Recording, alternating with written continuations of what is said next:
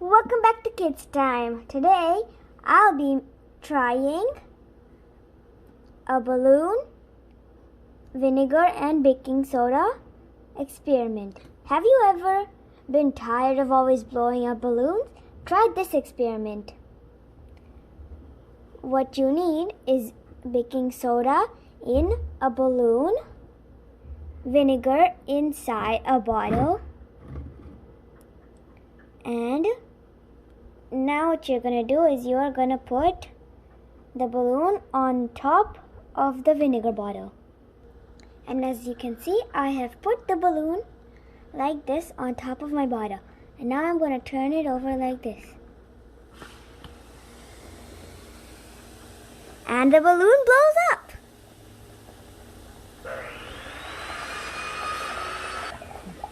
We can't stop.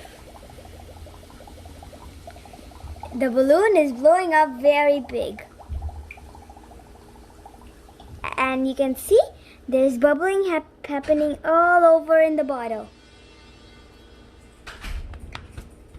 Thank you for watching my video. If you liked it, press like and subscribe. Bye!